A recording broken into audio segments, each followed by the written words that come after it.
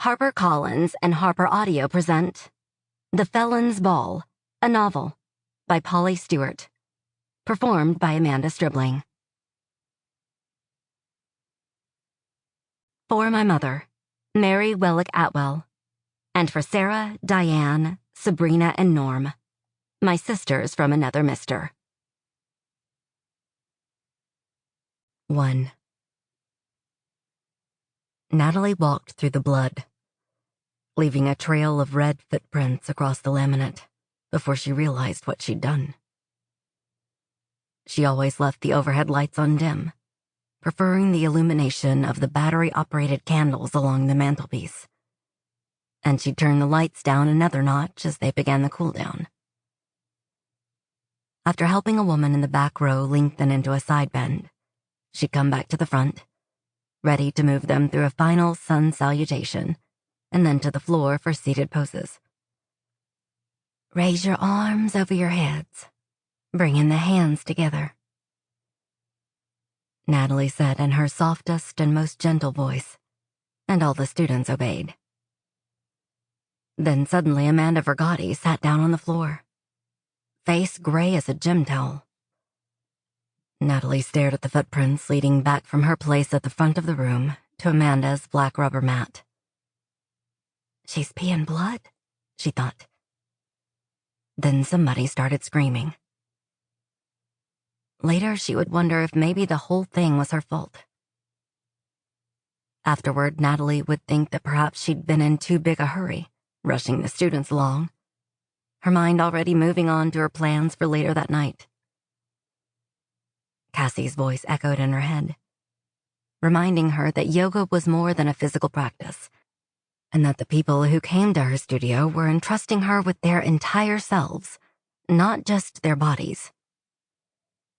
That's why we always say that it's not an exercise program, Cassie would surely tell her tomorrow. You can't put people into poses without any awareness of what's going on with them on the inside.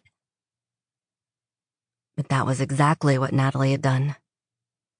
And now a woman she'd known her entire life might be dying on the floor of her studio.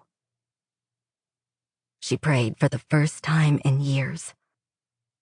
God, don't let her die.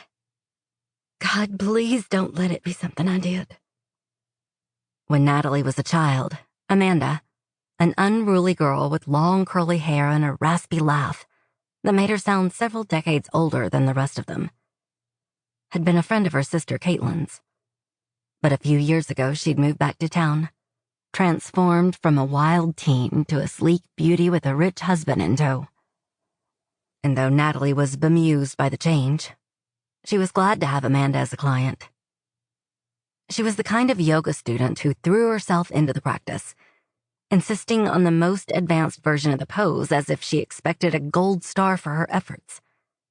And Natalie had mostly allowed it, afraid that if she pushed back, Amanda might switch her allegiance to the Pilates studio 2 towns over. Caitlin appeared at her side, phone to her ear. I'm talking to emergency dispatch, she whispered. The EMTs want to know if she might be pregnant.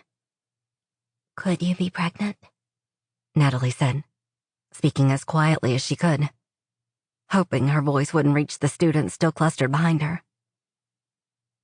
No, Amanda whispered, shaking her head as tears ran down her cheeks.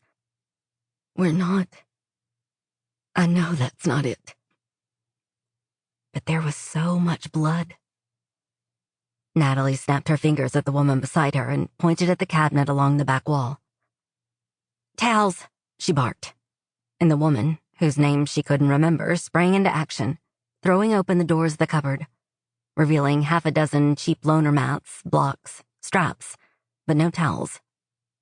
Locker room, Natalie shouted. On her way to the door, the woman thrust a tote bag at her chest. Natalie pulled out a wadded pair of jeans and a white sweater and pressed them between Amanda's legs. Amanda's eyes fluttered and she vomited, quietly, as if she didn't want to make a fuss.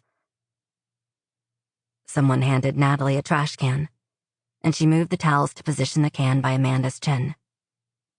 The reek of the air freshener she'd sprayed in the can that morning turned Sample complete. Ready to continue?